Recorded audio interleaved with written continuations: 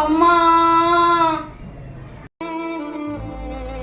అయ్యో, పెద్ద ఆయన పడిపోయినట్లున్నారే. అమ్మా!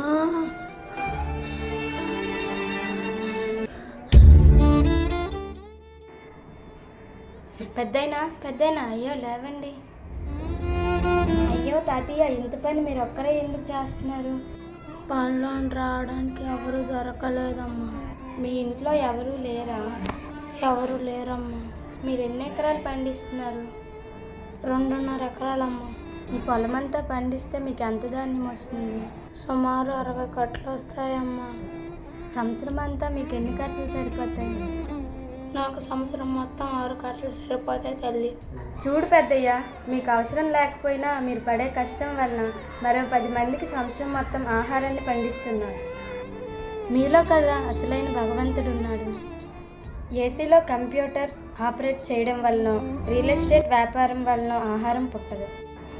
నిర్విరామంగా నిస్వార్థతో పనిచేసే మీలాంటి రైతన్నల వలన దేశానికి ఆహారం అందుతుంది. మీకు చెప్పాలి అసలైన జై హింద్.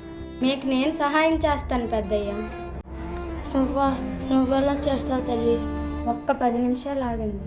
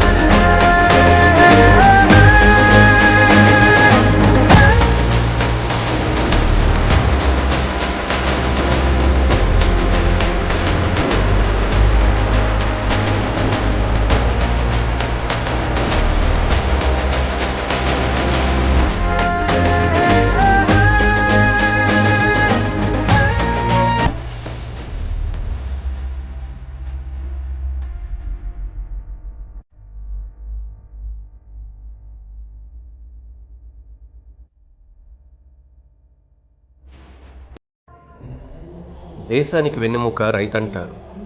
మరి ఆ రైతన్న కష్టాన్ని ఎవ్వరూ గుర్తించరు. ప్రభుత్వ ఉద్యోగ కొడుకు కూడా ప్రభుత్వ ఉద్యోగం అవ్వాలని, డాక్టర్ కూతురు కూడా డాక్టర్ అవ్వాలని కోరుకుంటారు. కానీ రైతు కొడుకు రైతు అవ్వాలని ఎందుకు కోరుకోవడం లేదు? ఎందుకంటే రైతుకి ఈ దేశంలో ఇచ్చే విలువ అది కాబట్టి. రైతు తన కడుపు నింపుకోవడం కోసమైతే అంత కష్టపడాల్సిన పని లేదు. కానీ తనతో పాటు నలుగురు తినాలి, బ్రతకాలి అని నిస్వార్థం లేకుండా మన కోసం పనిచేస్తున్నాడు రైతు. అటువంటి రైతే లేకపోతే ఈరోజు మనం ఎవ్వరం ఇలా ఉండం. కాబట్టి రైతుకి ఇవ్వాలి మనమందరం భరోసా. రైతుకి ఇప్పటికైనా విలువ దొరుకుతుందేమో అని మా ఈ చిన్న ప్రయత్నం. దయచేసి రైతన్నకు